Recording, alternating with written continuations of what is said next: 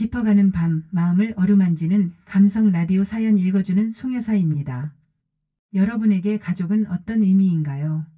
때론 가장 든든한 울타리가 되지만 때론 그 울타리 안에서 가장 깊은 상처가 생기기도 합니다.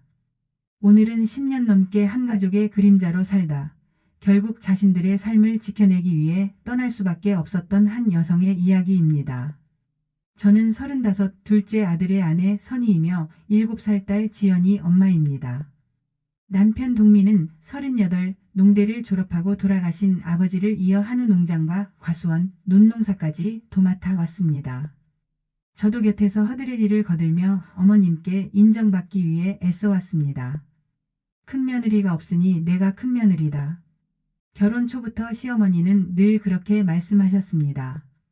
명절, 제사, 집안 큰일은 모두 제 몫이었죠. 하지만 큰아들 동엽이 39에 어렵게 7급 공무원에 합격하면서 집안 분위기는 달라졌습니다.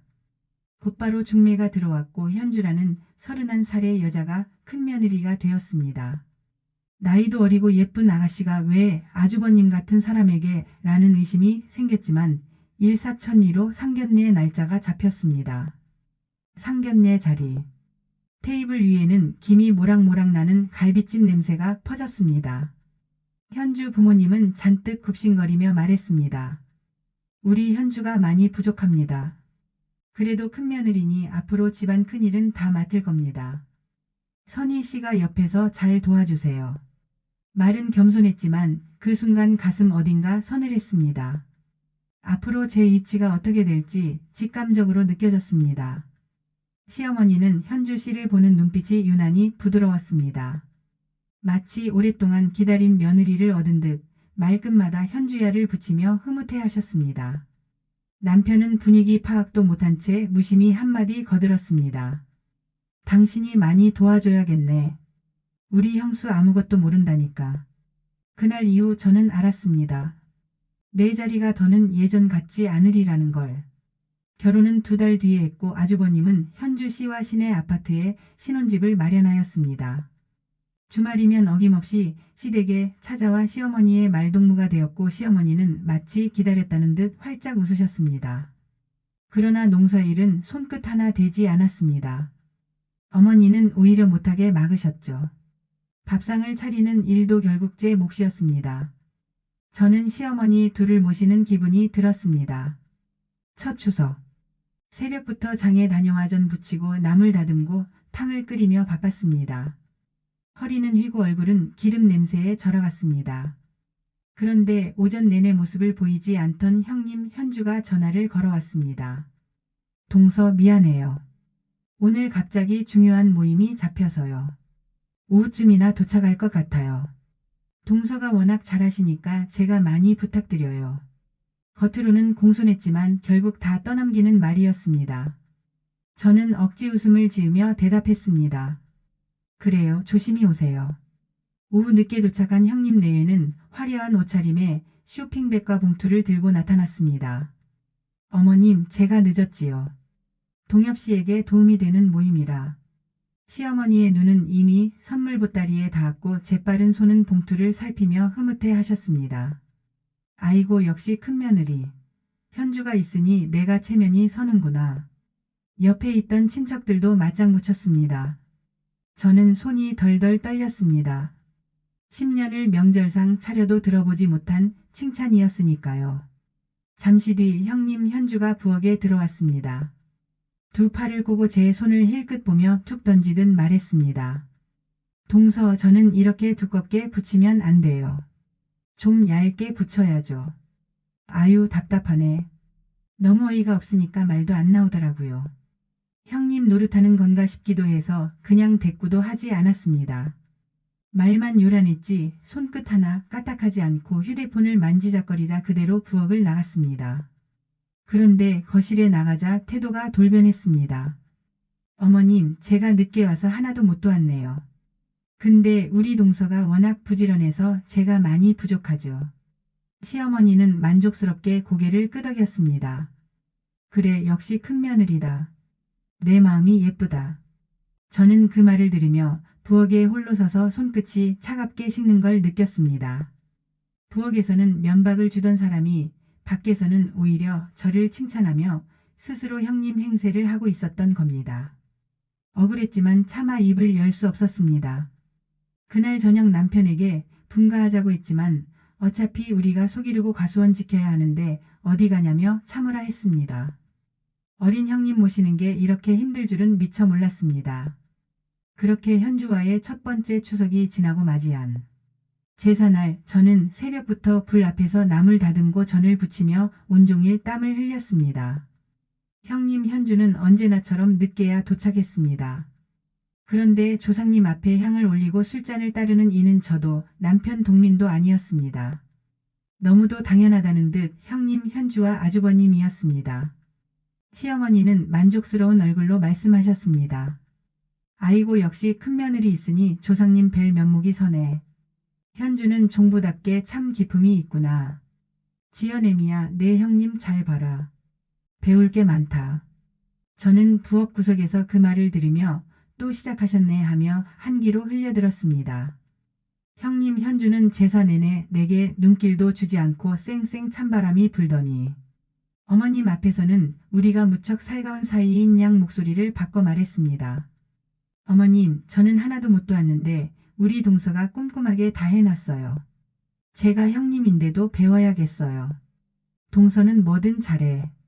시어머니는 흐뭇하게 웃으셨습니다.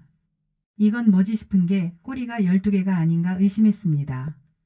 제사가 끝나고 온 가족이 둘러앉자 형님 현주가 아양 섞인 목소리로 말했습니다. 어머님 언제까지 이렇게 힘들게 농장 지키시게요. 이제 정리하시고 서울 가서 편히 사세요. 시어머니는 망설이다 고개를 끄덕였습니다. 그것도 괜찮겠다. 나도 힘들다. 남편 동민이 급히 말했습니다. 어머니, 농장과 과수원은 제가 키우고 지켜온 거잖아요. 저희 목도 있잖아요. 아주버님은 코웃음을 치며 말했습니다. 동민아, 그만해라. 형수는 어머니가 쉬셨으면 해서 그러는 거지 땅이 그렇게 쉽게 팔리냐. 그렇게 흐지부지 넘어갔습니다. 그 즈음 마을엔 반도체 공장이 들어온다는 소문이 돌고 부동산 업자들이 수시로 드나들었습니다. 불이 나게 드나들던 형님 현주는 어머니를 모시고 여행을 다니고 맛집을 찾으며 집안 어른들의 환심을 샀습니다. 그 사이 저와 남편은 일손이 부족하여 밤낮으로 일을 했습니다.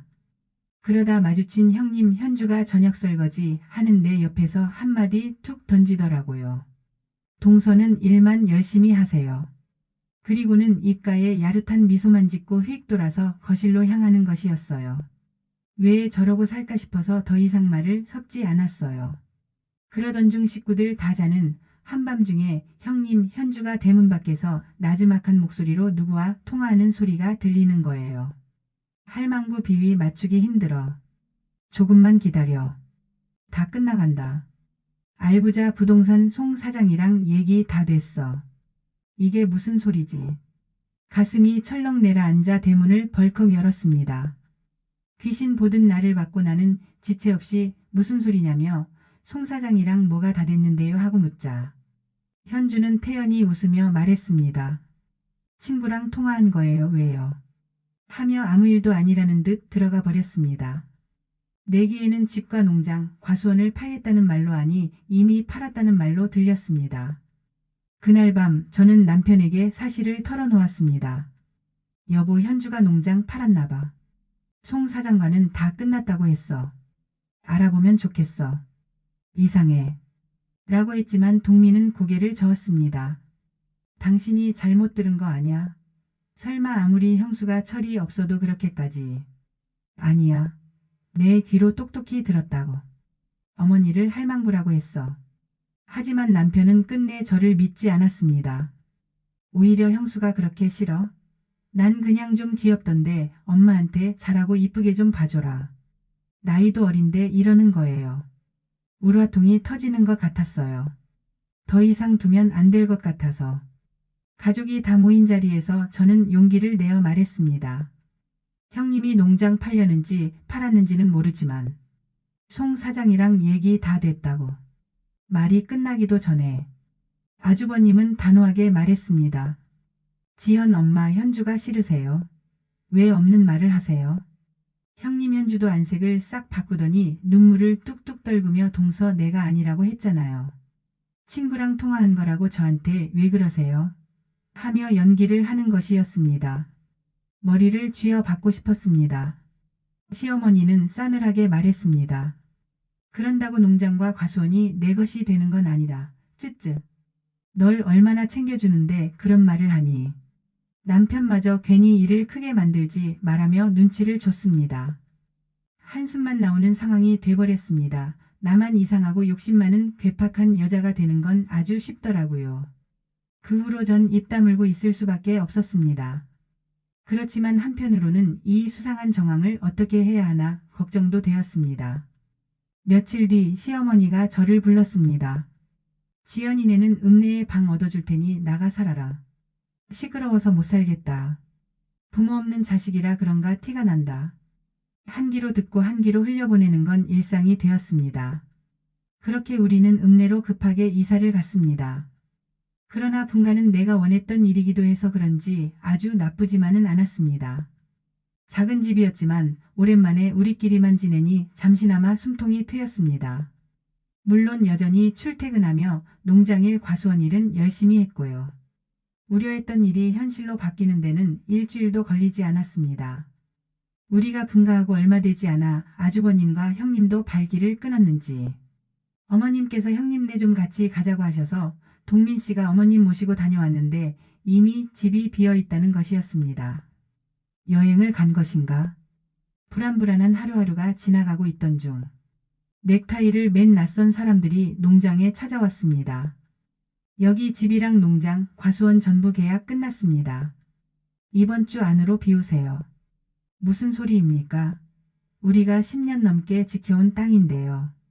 동민 씨가 목청을 높이자 그들은 차갑게 말했습니다. 이미 매매 등기 다 끝났습니다. 당신들 이름으로 된 건 없어요.